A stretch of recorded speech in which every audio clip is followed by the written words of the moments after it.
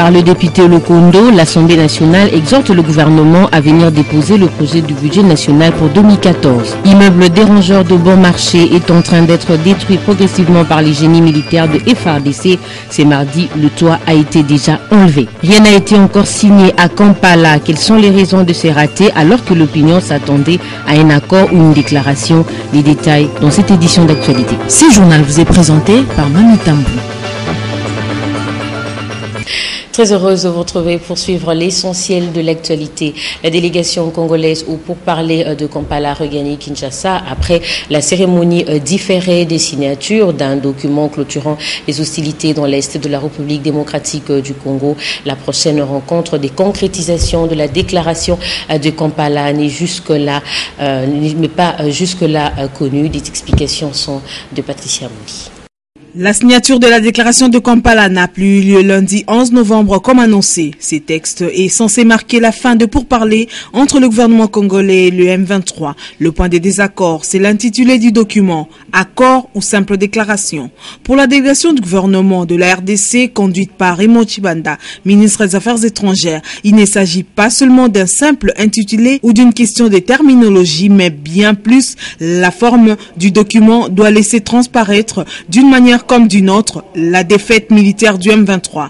Kinshasa ne joue donc plus jeu égal avec ce mouvement rebelle qui a déposé les armes. La réalité du terrain a changé la donne. D'où la signature d'une simple déclaration et non pas d'un accord de paix tel que souhaitent les M23. Il y a tout de même eu des avancées sur le fond du document. Les 11 articles de la déclaration ont été approuvés par les deux parties. Pour ce qui est de l'amnistie, elle ne concerne pas ceux qui ont commis des crimes de guerre, des génocides, des crimes contre l'humanité. C'est clair que Sultani Makenga et tous ceux qui sont sous régime des sanctions des Nations Unies n'en seront pas bénéficiaires. Il y a aussi été convenu dans le projet des déclarations que les éléments des armées du M23 devraient être cantonnés dans les zones autres que les frontières entre la RDC, le Rwanda et l'Ouganda. Mais il y a un fait qu'il faudrait relever. L'Ouganda prétend avoir désarmé plus de 1700 ex-rebelles du M23 alors que de sources parlent d'environ 300 rebelles qui avaient traversé la frontière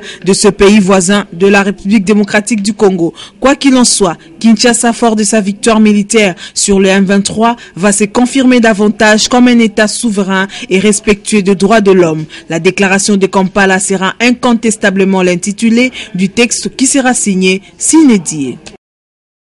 Sur place en Entebbe où devait avoir lieu la signature du document qui conclut les pourparlers entre le gouvernement et le M23, les deux parties se sont opposées sur la forme et le fond du document final. Alors question, qu'est-ce qui est à la base de ces désaccords? Tentative de réponse dans ce commentaire de Papi Katassi.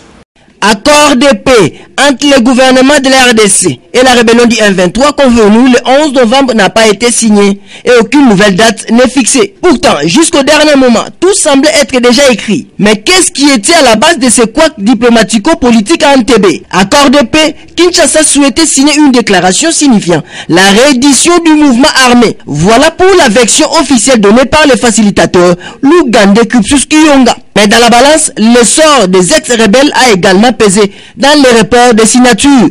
Kinshasa voudrait voir les principaux chefs militaires du M23 jugés au Congo pour crimes commis. Mais pour le moment, l'Ouganda, qui abrite ses commandants militaires M23, Sultani Makenga, a fait connaître son refus de livrer ses rebelles. Concernant la mutation du M23 en parti politique, la délégation gouvernementale semble également avoir fait marche arrière. Désormais, Kinshasa ne souhaite pas voir ces mouvements intégrer l'échiquier politique congolais. Raison évoquée, le M23 n'est pas un parti politique agréé par les autorités congolaises. Raison moins avouable, les autres partis politiques qui tentent de séduire Joseph Kabila Kabange pour intégrer son gouvernement de cohésion nationale verraient l'arrivée du M23 à Kinshasa d'un très mauvais œil. Il n'y a donc pas vraie surprise dans cet échec de Kampala. Sans date fixe pour un nouveau rendez-vous, la balle est désormais dans les cas ougandais et rwandais. Kampala et Kigali doivent régler la difficile équation du sort des chefs militaires du M23.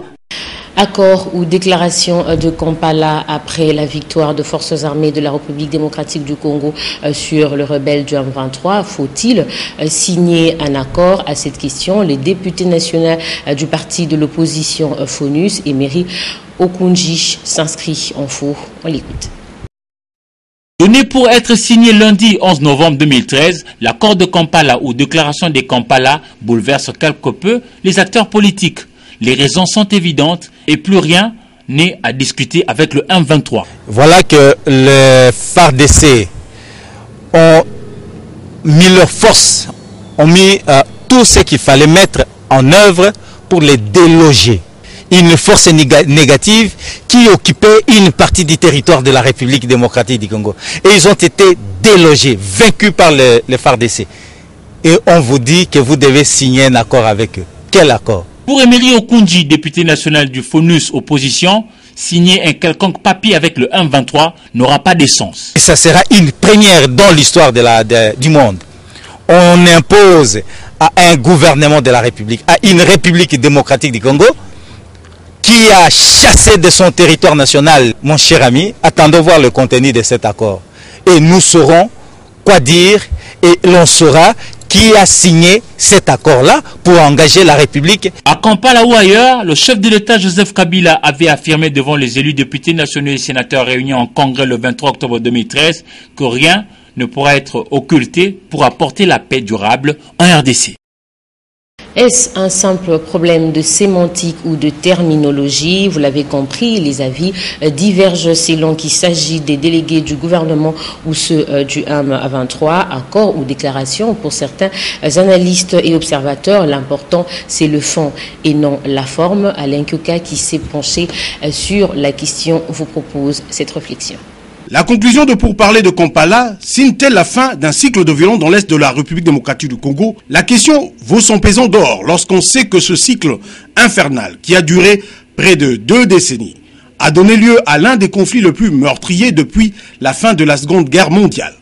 De l'AFDEL jusqu'au M23, en passant par le RCD et le CNDP, les rébellions successives dans le Kivu ont été soutenues par le Rwanda et l'Ouganda pour diverses raisons souvent stratégiques. C'est un fait historique indéniable. Aujourd'hui, avec la nouvelle dynamique impulsée par l'accord cadre d'Addis Abeba, les 11 pays de la région de Grand Lac, signataires de cet accord, ont tout intérêt à œuvrer pour la stabilisation de l'Est de la RDC. Et la victoire des FARDC sur les rebelles du M23 est bon pour le moral du Congo, qui peut enfin mettre un terme à la guerre et en profiter pour avoir une véritable armée nationale, républicaine et dissuasive. Toutefois, la fin de la guerre doit être sanctionnée par un document, puisse-t-il s'appeler accord, déclaration, armistice, etc. Même si la cessation des hostilités ne signifie pas forcément la fin de la guerre. Pour preuve, les deux Corées, qui ont cessé les hostilités depuis environ 50 ans, sont toujours en état de guerre, faute d'un accord de cessez-le-feu. La RDC, malgré ses victoires militaires, a donc l'obligation de signer à Kampala un document qui sanctionne effectivement la fin de la guerre avec le M23 et ses parrains étrangers. Ce document devrait être le reflet de l'équilibre des forces en présence et de la situation géostratégique qui prévaut actuellement dans la région. Et il est essentiel que cette signature se fasse devant des témoins garants de la communauté internationale, notamment l'envoyé spécial de l'ONU, Mary Robinson, et celui des USA, Russell Feignol. Alors question, faut-il signer un accord ou une déclaration à Kampala? Vraisemblablement, ce n'est qu'une guerre de mots. L'actualité, c'est aussi le PCA de la GECAMIN et 2 ambassadeurs qui ont été reçus ce mardi au Palais du Peuple par le président de l'Assemblée nationale au menu des entretiens, le redressement de la GECAMIN et l'état de la coopération bilatérale entre le Brésil et le Portugal. Un reportage de Anne-Marie Ossite et Blesonda. La GECAMIN a besoin de l'appui de l'Assemblée nationale pour son redressement. C'est en substance la demande faite par Albert Youma, président du conseil d'administration du fleuron minier congolais, au président Obaminaku. C'était pour faire le point avec lui, accompagné de la délégation syndicale, de l'évolution et de la situation de la GECAMIN aujourd'hui. Vous avez tous été témoins ces jours-ci d'une agitation médiatique, je m'excuse, développée par des apprentis journalistes manipulés, sur l'évolution de la GECAMIN et la stratégie de redéploiement de la GECAMIN. J'ai expliqué au président de l'Assemblée nationale, qui nous avait déjà reçus il y a quelque temps, que faisait la GECAMIN aujourd'hui pour redresser une société qui est capable, après avoir récupéré 4 actifs miniers importants, qui totalisent 8 millions de tonnes de réserves, capable aujourd'hui de construire 3 usines métallurgiques neuves qui produiront au total d'ici 4 à 5 ans 350 000 tonnes de cuivre. Albert Youm a été accompagné de Mlinza Lukeke, président de l'intersyndical de la GECAMIN, qui a saisi l'occasion pour faire part au président de l'Assemblée nationale des obstacles dus au bon fonctionnement de cette société.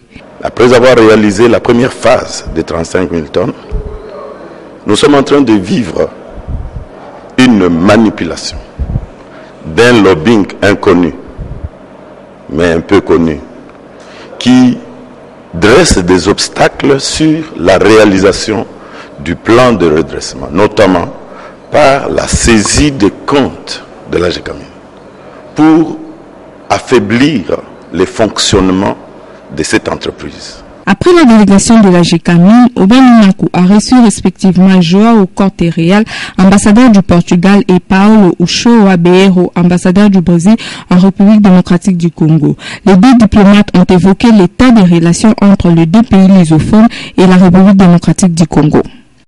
On ne quitte pas encore le palais du peuple écho de la chambre basse du Parlement où les élus députés nationaux ont voté ce mardi la loi sur le régime de zones économiques spéciales. Ensuite, l'honorable Henri Thomas Lokondo a fait une motion incidentielle pour dénoncer le fait que le gouvernement n'ait pas encore déposé le projet du budget pour l'exercice 2014, propos recueillis par Eric Gizami.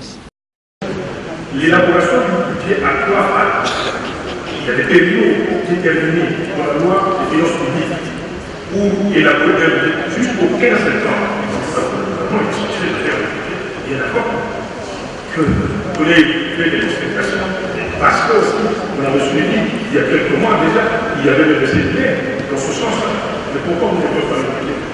Je considère que, pour ma part, je dis donc le gouvernement essaye, il veut nous mettre dans une espèce de capacité physique et intellectuelle de temps pour qu'on ne fasse pas très bien notre travail. Monsieur le Président, je crois avoir dit, mais s'il y a quelqu'un qui pourrait être condamné par ce que j'ai dit, mais qui dit seulement que là, j'ai assumé ma responsabilité comme parlementaire et je voulais finir mon épreuve de jeu, Monsieur le Président. Je vous remercie.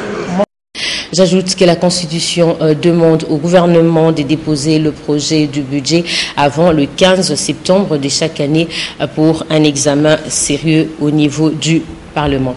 Et on ne quitte pas encore ces chapitres économiques où Jean-Lumière Swekama et Safi Maléou nous renseignent qu'une mission économique belge séjourne à Kinshasa. Un de ses objectifs est l'annonce de la tenue du Forum Africa Business l'année prochaine dans la ville de Charleroi en Belgique. Un des représentants de la délégation d'hommes d'affaires belges a animé à ces sujets une conférence de presse ce mardi au centre Wallonie-Bruxelles. Regardez. Forum Africa Business du 1er au 4 avril 2014 à Charleroi, en région Wallonne, en Belgique. C'est l'événement qu'a annoncé Jacques Delaunoy, président du groupe Delaunoy SA. Un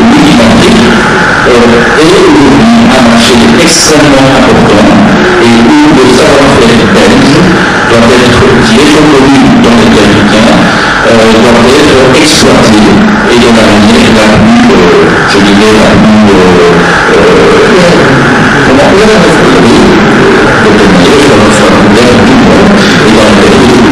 4 secteurs ont été choisis pour cette première édition. La grande construction, l'agroalimentaire, l'énergie avec l'environnement et le bois, ainsi que le transport avec son lot de mobilité et logistique. Pour Jacques Delaunoy, cette rencontre d'affaires avec une quinzaine de pays d'Afrique, dont le Congo-Brazza comme coparrain, doit être une promotion de la qualité. Louise Ramazani, consul général de la RDC à Anvers en Belgique, a affirmé que le Forum Africa Business est une opportunité offerte aux opérateurs économiques belges pour investir en Afrique et en RDC. Jérôme Sekana, représentant en RDC d'Africa Eyes, va faire le suivi des préparatifs du Forum Africa Business dans toutes les provinces. Et le ministre de la Santé publique, le docteur Félix Kabange, a visité hier l'usine pharmaceutique Angzing de la commune de Limité. Il est allé s'assurer des visus de l'état de cette usine fermée pour non-respect de normes depuis le mois de juin dernier. Derrière lui, Africa Mujinga, Patricia Bassois et David Foto. Située sur la première rue d'Ilandos, l'usine de fabrication de produits pharmaceutiques et boissons gazeuses Ongxin a reçu la visite du ministre de la Santé, Dr Félix Kabange. Toutes les salles sont passées au peigne fin car il s'agit d'une usine de fabrication de produits pharmaceutiques qui nécessite beaucoup d'attention. Les produits sont destinés à sauver de vies. À l'issue de sa visite, le docteur Félix Kabange remarque que 80% de normes sont respectées. Le constat est qu'il y a un grand changement, un très grand changement, parce que vous savez, cette usine a été fermée depuis le mois de juin. Nous avons fermé au mois de juin parce qu'il n'y a aucune norme. Il n'y avait aucune norme de fabrication qui était respectée. Aujourd'hui, nous venons de constater qu'il y a eu des très grands efforts. Le circuit est respecté, les machines parlent et nous pensons qu'un grand pas a été franchi. Cela ne veut pas dire que tout a été fait. Comme je l'ai toujours répété, je pense qu'il y a un certain nombre de normes qui doivent être respectées et nous devons respecter le minimum. Grande était la satisfaction du pharmacien en chef de l'usine Ongxin, car le travail va devoir commencer après 5 mois de chômage et d'attente. Nous allons faire un effort pour poursuivre ce que nous avons commencé, ce qui nous a insufflé, ce que la commission de contrôle nous a recommandé. Nous allons faire un effort pour poursuivre et améliorer ça. Parce que nous devons, comme le ministre vient de le dire, nous devons suivre les normes de l'OMS pour la fabrication des médicaments. Cette usine produit également de boissons gazeuses et prévoit d'agrandir ses locaux. Mais entre-temps, ils peuvent continuer à sauver des vies humaines. Ongxin devra maintenir les niveaux car un inspecteur de la 3e direction y passera régulièrement pour s'assurer de ses maintiens. Telles ont été les recommandations du ministre de la Santé, le docteur Félix Kabange.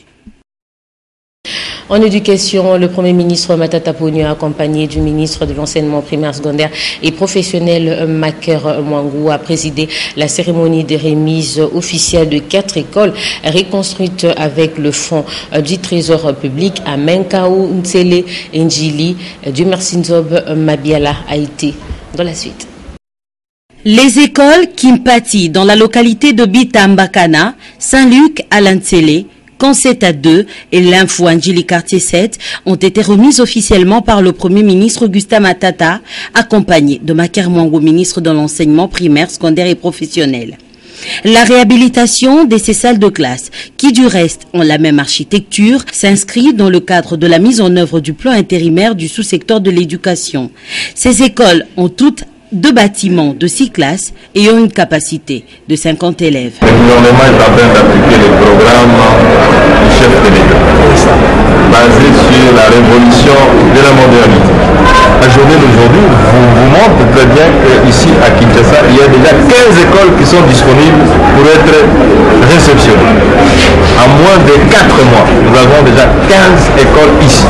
Et si vous multipliez par l'ensemble de la République, donc on peut dire qu'on a au moins 100 à 150 écoles qui sont déjà disponibles. Si 15 écoles sont prêtes à recevoir les élèves pour la ville de Kinshasa d'ici la fin de l'année, on en attend 200 à travers la République. Le ministre de l'Excellence, le Premier ministre pouvait se démembrer, il pouvait être au même moment un peu partout. Donc il est ici, nous venons de lancer, il vient de nous remettre 4 écoles. Je crois que d'ici la fin de la semaine, il pourra terminer la série de Kinshasa qui est au bout de 15 écoles. Nous avons prévu que d'ici la fin de l'année, on en aura au moins presque 200. Pour rappel, 1000 écoles devraient être construites avant juin 2014 pour un coût global de 100 milliards de francs congolais. De la reconstruction à la destruction, eh bien, les forces armées de la République démocratique du Congo ont de génie militaire. Ces experts ont commencé depuis hier lundi avec les préliminaires en vue de détruire méthodiquement l'immeuble des rangeurs situé sur Flambeau au quartier Bon Marché dans la commune de Barumbo. Constat effectué sur place par Eric Izami et Hugues Moussangilay. Le voici, l'immeuble des rangeurs du quartier Bon Marché. Il a tellement dérangé la vie de ce voisin que ceux-ci ont vu venir lundi 11 novembre 2013 les experts de génie militaire pour entamer sa destruction avec méthode. Pour éviter l'embrasement de tous les quartiers, on a préféré procéder par la destruction progressive. Donc dans un premier temps, nous allons stabiliser. La stabilisation. Donc, niveau par niveau. Ce génie de FRDC dresse des tentes et durant une semaine, ils vont apporter la quiétude souhaitée depuis aujourd'hui, plus de 2 semaines. Procéder par mettre les vérins pour soutenir les murs. Et ensuite, dès que nous avons la stabilisation, on va procéder par la destruction progressive. Et nous avons opté pour l'option de la destruction progressive pour avoir moins de dégâts possibles. Autant cet immeuble de rangeurs a fait barricader la route Flambeau, autant sa destruction va libérer les quartiers bon marché de la psychose et la commune de Barumbu sera en paix. Et pour clore ces chapitres en société, sachez que le bourgmestre de la commune de Bumbu, Alidor Chibanda, est descendu ce lundi dans les rues de sa municipalité pour sensibiliser ses administrés à la bonne gestion des immondices. Ceci dans le but d'éviter toute pollution de déchets et de garder la commune propre. Nadia Koulanfouka avec Douzaine Belebele. Dans le cadre d'un partenariat public-privé que le bourgmestre de la commune de Bumbu est allé sensibiliser ses administrés à la gestion d'immondices. Il a aussi parcouru toutes les rues et quartiers de sa municipalité, c'est là après plusieurs tentatives qui n'avaient pas abouti à des résultats escomptés. Pour y arriver, cette fois-ci, l'autorité municipale s'est fait épauler par la Fondation Hortensia. Moi, je suis là juste en fait pour la sensibilisation. Dans chaque parcelle, on fait un peu du porte-à-porte pour leur expliquer comment on va leur vendre les sachets et qu'on va les récupérer une semaine après pour l'évacuation, pour la propreté de la commune. Cette initiative connaît deux volets, la lutte contre l'insalubrité et la création d'emplois au bénéfice des jeunes de Zévré pour éviter justement une insécurité grandissante dans cette commune. Comment ça se passait, j'ai vu à la télévision comment la commune était très sale, comment le bourgmestre se plaignait, et puis j'ai voulu donner aussi du travail aux anciens Koulouna qui sont chez eux et qui n'ont apparemment rien à faire, et ça va les occuper, et je pense que ça les empêchera de penser aux mauvaises idées qui leur viennent chaque fois. Et qu'on jetait des poubelles, des immondices n'importe où avec des chariots. J'ai interdit la circulation des chariots sur toute l'étendue de ma commune. Il n'y a que des chariots de la commune avec le camion Ben et l'appui qui va venir de la RATPK qui pourront circuler pour ramasser le sachet que nous allons distribuer parcelle par parcelle. C'est 1000 francs. Après la sensibilisation de porte à porte, la population sera dans l'obligation de se procurer des emballages qui revient à 1000 francs congolais la pièce auprès des chefs de quartier. Ces emballages qui serviront désormais des poubelles. On va lire la presse. Les journaux parus ce matin dans la capitale ont été sélectionnés et commentés pour vous par Bolidan Ngezami, un revue de presse.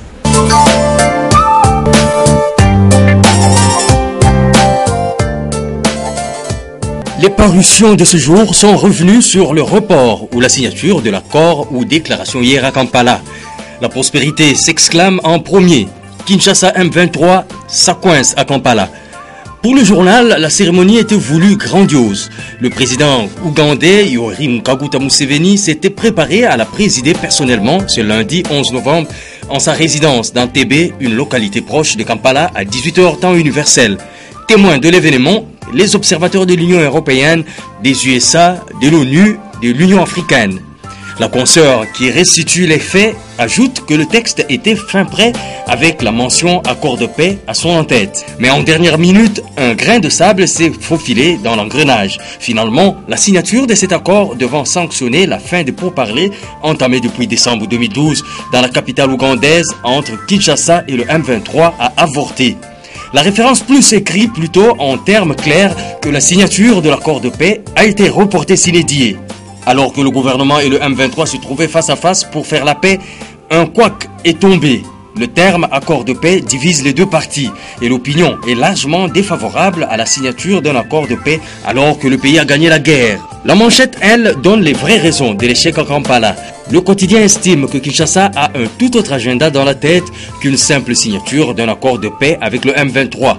Kinshasa souhaitait signer une déclaration signifiant la reddition du mouvement armé. Voilà pour la version officielle donnée par le facilitateur ougandais. Mais dans la balance, le sort des ex-rebelles a également pesé dans le report de signature. Pour le moment, renchérit le journal, l'Ouganda qui abrite le commandant militaire du M23 Sultani Makenga a fait connaître son refus de livrer les rebelles. Ce qui fait dire à la manchette que Kinshasa a donc puni Kampala par son refus de signer l'accord lundi. L'objectif qui prédit l'échec à Kampala fait savoir que les experts congolais à Kampala affirment avoir déjoué les pièges de la médiation ougandaise, visiblement complice du mouvement pro-rwandais. Au finish, l'accord n'a pas été signé et les deux parties sont restées sur leur garde. Le guide conclut directement que Kinshasa veut y regarder du dedans et voir clair. Business et finance jettent plutôt son regard sur la déchéance du M23 et s'interroge. Après les hostilités, à combien se chiffrent les dégâts économiques de l'aventure guerrière de la rébellion? Qui paiera la facture? L'hebdomadaire s'en remet aux conséquences économiques fâcheuses et dénonce la guerre de l'Est a totalement paralysé l'activité économique dans la province du Nord Kivu. Les rebelles se sont constitués de véritables butins de guerre. Citation. Des colonnes de véhicules bondés de biens ont traversé la frontière pour le Rwanda au point où même les caisses et les moteurs de la morgue de l'hôpital de référence du Nord Kivu ont été emportés de l'autre côté de la frontière. Aujourd'hui, la crise alimentaire et le nombre des malnutris y vont croissant de jour en jour. Fin des citations. Qui dit mieux?